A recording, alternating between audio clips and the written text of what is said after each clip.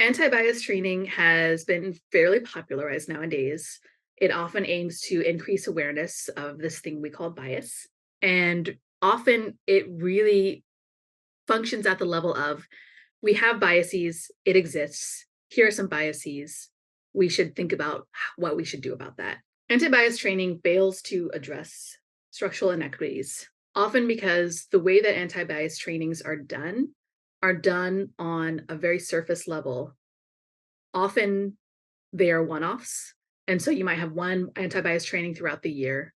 Often they don't really do the hard work at looking at the difference between individual and systemic biases. And so an anti-bias training may go like this. You have a bias. I have a bias. We all have biases. Biases are bad. We should fix these biases. Here might be some vague ways of fixing these biases. End of training. We are all fixed. This is a problem because it often stays at the level of the individual bias, and it often tries to hyper focus on negative biases. So it'll say something like, you may have a bias against, and let's make something up because I don't want to cause harm by mentioning real biases, but it might say, you have a bias against people who drink coffee. You should really understand that some people like coffee and some people like tea. The problem with this kind of anti-bias training is that when you tell people that everyone has a bias, people ultimately conclude that, well, if everyone has a bias, there's simply nothing that we can do about biases. This has also led to the adverse effect of an increase. There's been some research that shows that there's actually been an increase in bias-related conflicts after an anti-bias training. And this might be one of the reasons for this is that you create this hyper awareness of the biases, and then people simply act on these biases because they know that they exist now. The problem is that we really need to look at that connection between individual bias and systemic bias, and not just have a training and not just have a one-off training, but try and correct it throughout the holistic process of the biases. So I'll tell you what I mean by this. When we look at the individuals, will have a bias. You might cause them to recognize the bias, and then you might provide them the tools for how you manage that particular bias. So an example is if you don't like someone of a particular race or ethnicity, because you've had a negative experience with one person from that race or ethnicity, then you need to look at that fact that you've only had that one interaction and that there are many counterexamples of people from that race and ethnicity who serve as counters to the biases that you have. But you can't simply stay there. You also have to talk about how you might change that person's behavior.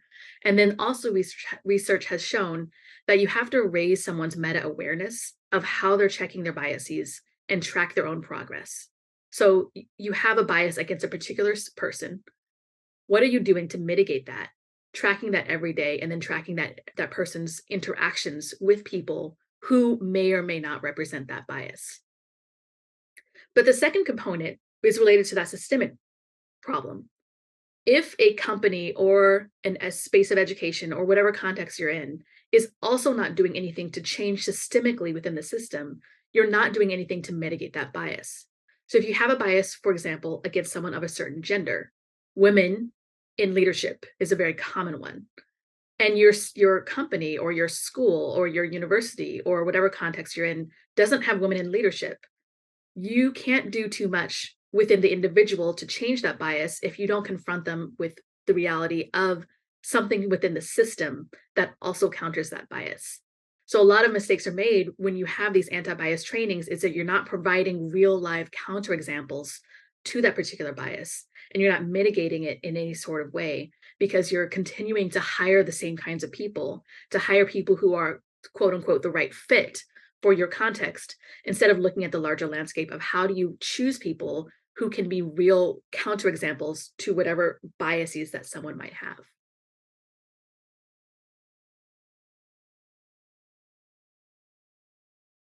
Often anti-bias trainings, if they're made mandatory, then you have people who believe that bias is a problem, but they're not there in the right spirit.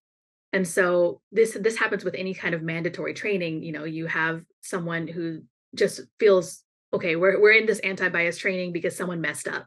I don't belong here. And so they're a lot less willing to be an advocate for something they actually do believe exists.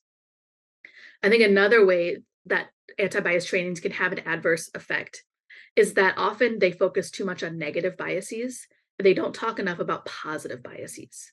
So I'll give an example of this. A positive bias is someone we're biased towards because they're most like us or because there's something that we admire about a person. So when I was first starting to teach, I was biased towards students who thought like me, who were nerdy about the topic that I was teaching. And I had a negative bias against my students who were less interested. But my positive bias was actually much more harmful in the long run because I was always focused on these students. I was always rewarding these students. I was always calling on these students instead of thinking about, well, what about the students who don't come to my class as interested in this topic? How do I get them excited and encouraged about it? And in that way, I was failing my entire class because I wasn't teaching to the students who needed the most of my attention. I'll give another example of positive bias is if you see someone distressed on the street, who are you most likely to help? Someone who looks like you or someone who very much does not look like you or talk like you or use the same language as you. Our positive bias says, oh, I'm going to help someone on the street who looks like me or who seems most like me.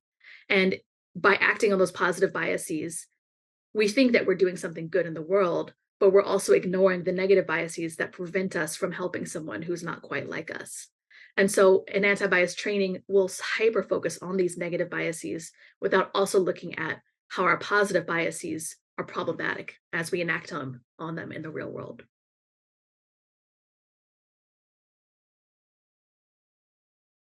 There's absolutely ways to make anti-bias trainings effective.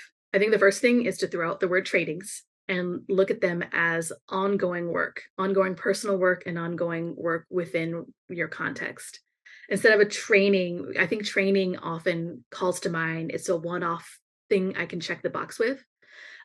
We should look at it as something that's embedded in the culture of wherever it is that we are.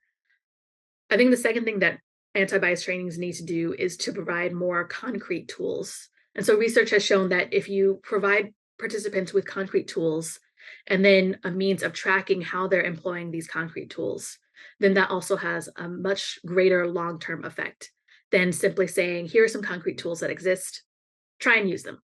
And so this should be embedded in all parts of whatever context that you're in. If you're hiring, we should be using the anti-bias training tools. If you're creating some new kind of assessment or if you're creating new materials, one tool that you have is to really check how often you're presenting something that reflects yourself as opposed to something that reflects the larger landscape of what it is that you're trying to present.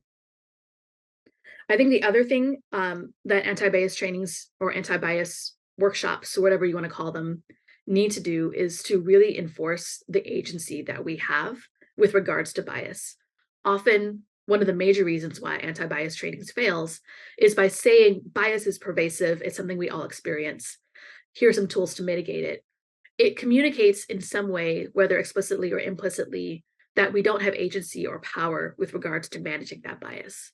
But I think that if you say, well, here are some biases, but you actually have the power to shape your mind and your attitude in the way that you feel towards certain kinds of people, and the way that you feel towards people who speak with a certain accent or look a certain way or talk a certain way.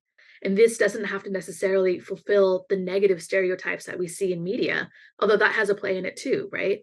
And so, why are you watching this show that fulfills this stereotype of a certain kind of person who speaks with this accent?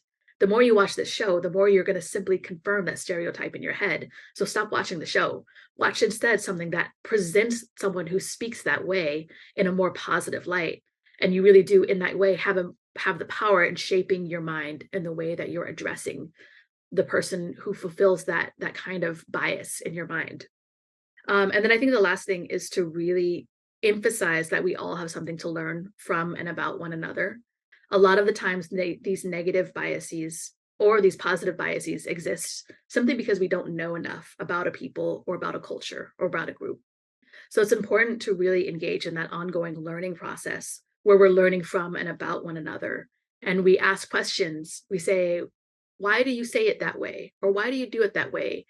not in a judgy attempt, but in a way of understanding, here's where they're coming from. That's really easy to say. That's a lot harder to do. So I don't say it to say that somebody we can just wake up one day and just ask questions of one another and put ourselves in their shoes and suddenly things are all right.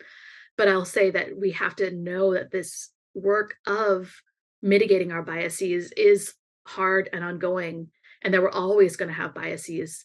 But if we just slow down and think about why it is that we have this particular bias, where does it come from, and how do we mitigate it? How do we engage in the ongoing process of having empathy and understanding for one another and learning for one another? Then I think we can do a lot more good work in this world when we think about the ways that bias actually makes us a little bit sloppier and a little bit lazier. And that when we have these negative or positive biases, that we actually, it's a shortcut. And it's a shortcut that does us a disservice in terms of the kinds of work that we want to do in this world.